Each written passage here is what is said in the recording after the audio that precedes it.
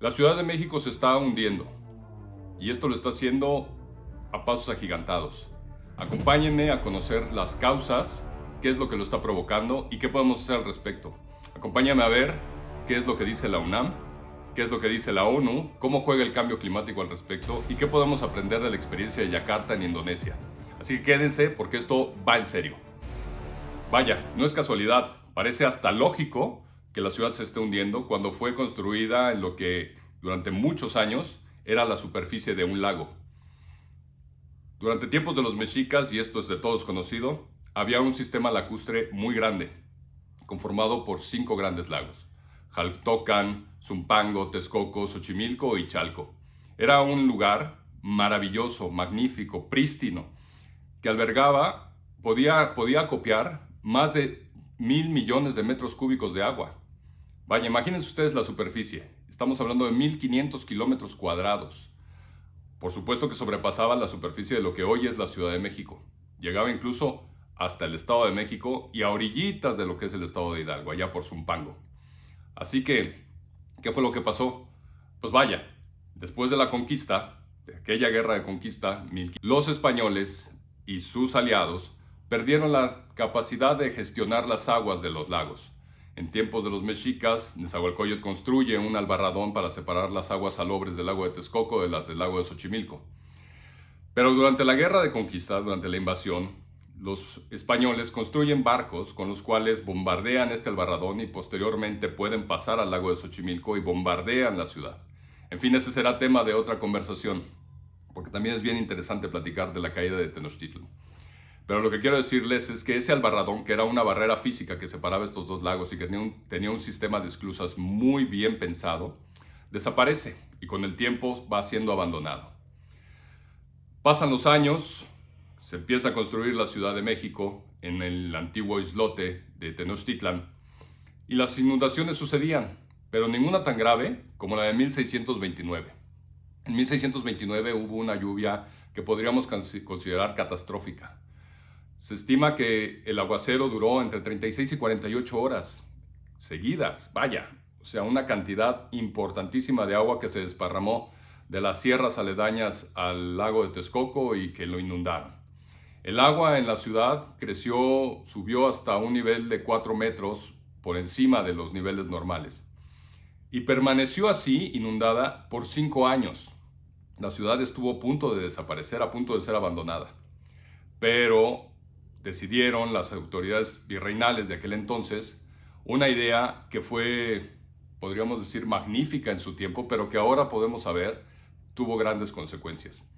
Pensaron que lo mejor que podían hacer en lugar de reconstruir los diques era sacar el agua del valle, llevarla hacia Tula, y entonces construyeron el Tajo de Nochistongo.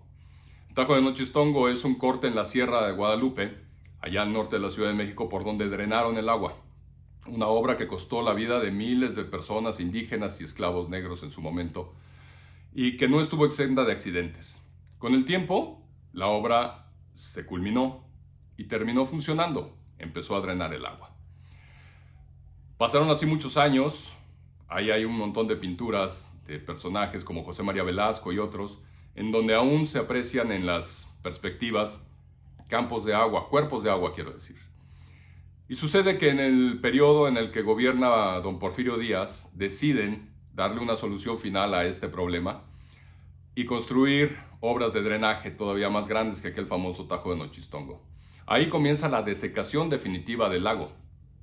El agua comienza a salir de manera, digamos, eficiente del valle y a mediados del siglo XIX, quiero decir a mediados del siglo XX, aquellas zonas que pertenecían al lago ya no lo son. Son grandes lodazales en donde las personas que necesitaban una vivienda comienzan a asentarse.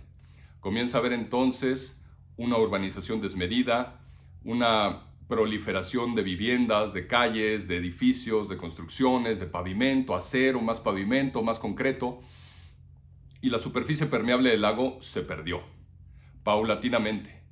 En municipios como Nezahualcóyotl, Chalco, Texcoco mismo, las alcaldías de Iztapalapa, Iztacalco y muchas otras más. Así que el agua ya no tenía para dónde irse. la ciudad comenzó a tener una gestión, digamos, neurótica con el agua. Y aquí es donde viene el gran problema. Se llama esto subsidencia, cuando ciertas partes del terreno se comienzan a hundir, se comienzan a compactar por el peso de las estructuras que hay arriba, que son millones de toneladas de cemento, de hierro en las varillas, el paso de los vehículos, las personas, en fin, compactan el terreno. Es un terreno que ya no tiene agua, porque hemos extraído el agua de una manera no sostenible. Más de 400 pozos de extracción de agua en la ciudad. Sacamos más agua de la que regresamos a los mantos freáticos. Entonces esto provoca que ya no haya lodos allá abajo. Provoca que empiece a haber resequedad en el subsuelo y el peso de las estructuras comienza a compactarlo. Esto, como les decía, lo hace de manera diferencial. No es parejo en toda la ciudad. Por eso cuando ustedes salen a Puebla, por ejemplo, la calzada Ignacio Zaragoza, ven que el tren ligero, ¿no?, la línea A del metro, tiene estos columpios tan profundos. Este proceso va a continuar, porque además el Instituto de Geología de la UNAM señala que es algo irreversible, y esto es lo más interesante de todo, que lo cataloga como irreversible. Imagínense ustedes, si la ciudad se hunde en estas partes en un promedio de 40 centímetros al año, pues ¿dónde va a estar dentro de 10 años? 4 metros más abajo, 3 metros más abajo. ¿Y cuál va a ser la facilidad de poder sacar el agua de la lluvia que de manera natural va a seguir llegando a la Ciudad de México? Y que incluso aquí el cambio climático entra en juego, porque ya lo hemos visto, ya lo hemos platicado, las tormentas en la actualidad son más copiosas. Simple y sencillamente, el 2 de junio cayeron 337 millones de litros de agua en la Ciudad de México. Es la lluvia más intensa desde 1968. Claro, la diferencia es que en 1968 había una mayor superficie permeable en la ciudad. Es decir, el área, la mancha urbana de la ciudad no era tan extensa como lo es ahora. Algunas partes de Iztapalapa ni siquiera estaban urbanizadas. Así que el agua tenía dónde absorberse, dónde irse hacia el subsuelo. Es muy interesante todo esto porque nos permite comprender cuál es la raíz del problema. La raíz del problema es, le echamos una capa de materiales impermeables a la tierra, sacamos más agua de la que le estamos regresando a los mantos freáticos, el agua que viene de la lluvia la mandamos al drenaje y se va directo a Tula, contaminada y mezclada con el agua, con las aguas negras y las aguas hervidas de la Ciudad de México. Y pues la naturaleza está haciendo lo que tiene que hacer. El problema es que tenemos una ciudad encima. Ahora, no seamos tan dramáticos. ¿Qué se puede hacer? Porque soluciones hay. Claro, las decisiones hay que tomarlas ya. Porque imagínense, llevamos una gestión del agua muy mala desde hace 500 años. Y en 10 años, los edificios podrían estar 4 metros más abajo de donde están ahora. Entonces, la verdad es que el tiempo que tenemos es poco. Y no lo digo yo, lo dice la UNAM. Pero vea ya, ¿qué se puede hacer? Regresemos a ese punto. Número 1, sí se tiene que hacer una infraestructura, una inversión muy importante en infraestructura de drenaje. Número 2, tiene que haber una mejor gestión de las personas con los residuos sólidos, especialmente los residuos plásticos. Todas las calles de esta ciudad tienen basura plástica. Es increíble que sigamos tirando basura, pero vaya, tiene que haber una mejor gestión de los residuos sólidos. Número 3, tiene que aumentarse el área permeable de la ciudad. Que investiguemos lo siguiente. Alemania, por ejemplo, tiene una tecnología de pavimentos permeables.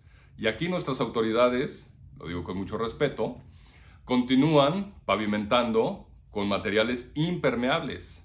¿No deberíamos de pensar entonces en adoptar otra tecnología para que las banquetas y las calles absorbieran el agua, en lugar de que ésta escurra libremente por la superficie y se vaya directo al drenaje?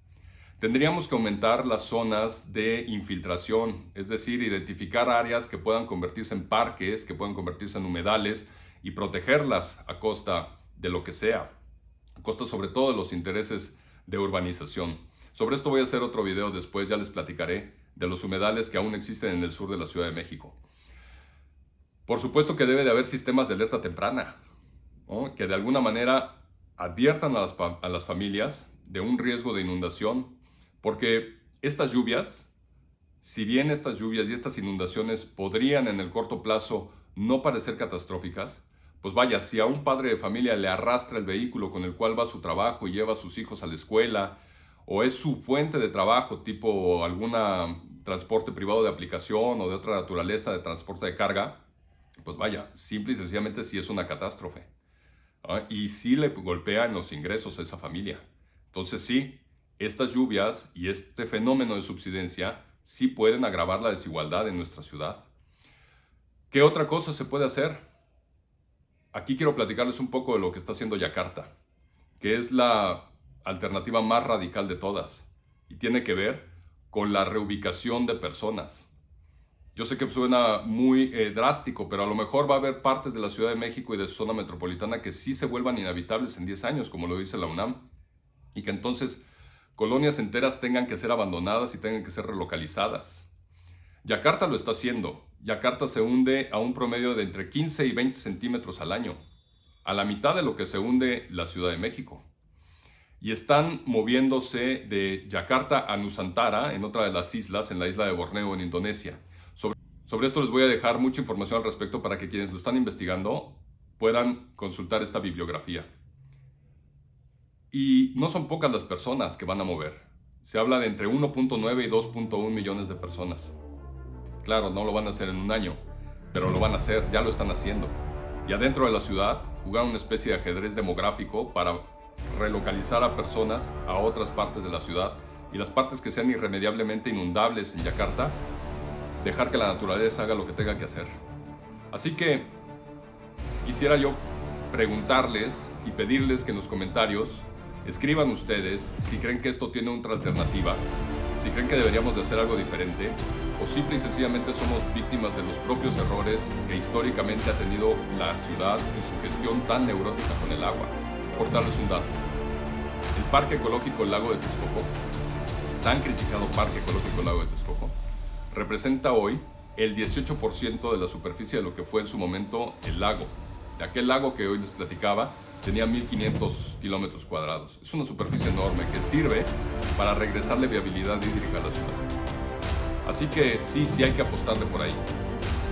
Déjenme en los comentarios, insisto, déjenme en los comentarios qué otras alternativas creen ustedes que podríamos tener. Me da mucho gusto saludarlos. Quiero invitarlos a que sigan este contenido. Denle like, píquenle a la campanita, compártanlo con sus amigos, con sus familiares, en fin. Y si esto les parece interesante, pues bueno, vamos construyendo esta comunidad. Por lo pronto les mando un abrazo, los quiero mucho, mucho cariño, cuídense muy.